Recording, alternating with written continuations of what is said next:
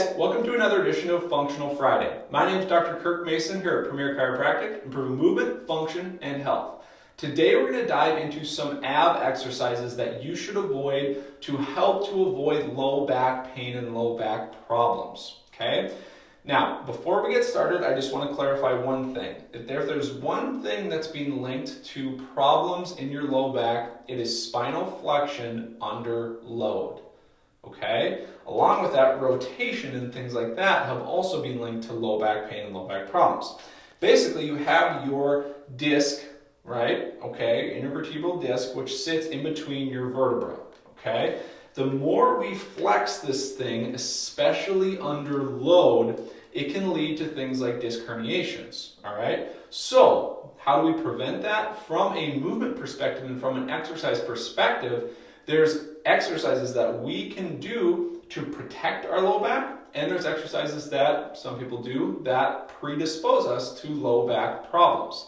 A lot of the information that I am referring to right here is developed from a guy by the name of Dr. Stuart McGill, arguably one of the best low back researchers, low back pain researchers on the entire planet, and he's also a clinician. So he sees people in clinic, he treats them, and then he also does a lot of research. So a very, very smart guy, and he's developed a lot of these ideas in the lab, and then he tested them with a lot of really, really interesting results. And what he found, again, was that spinal flexion under load leads to disc herniations and disc problems. Okay?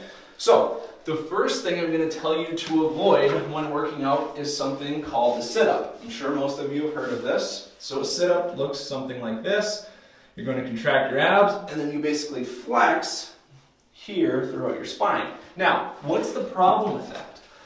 As you're sitting here and you come up, that's the exact mechanism that we want to avoid to protect our low back. Now, when I say spinal flexion under load, that means that, bending over to tie up your shoelaces or something, generally that's going to be okay. But once we start exercising and really contracting the muscles surrounding your low back and your core, it can actually put compressive forces into the discs, and then it starts to push everything backwards, and then that leads to disc bulges and disc herniations. Okay? So, avoiding this movement is going to be the best thing for you preserving your low back. Another thing that people love to do is crunches. So crunches look like this, right?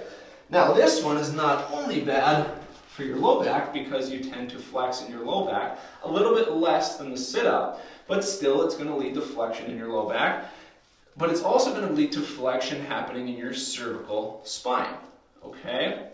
So that flexion that happens in your cervical spine does the exact same thing, and it just leads to excess wear and tear happening in places that don't really need it, okay? Now, there is better exercises for you to do for your low back, and that's going to be the next video we're going to talk about. And it's going to be some stuff that you can incorporate right away just to be able to stabilize properly throughout your core and avoid these things that are actually detrimental to your low back. Okay?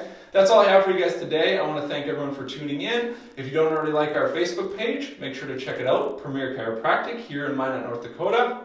If you don't already like or if you haven't checked out our website, premierchiropracticnd.com. And as always, if you have a problem, make sure to get into the clinic today before it becomes a bigger problem later on. Okay? Thanks for tuning in, guys, and everyone have a wonderful day.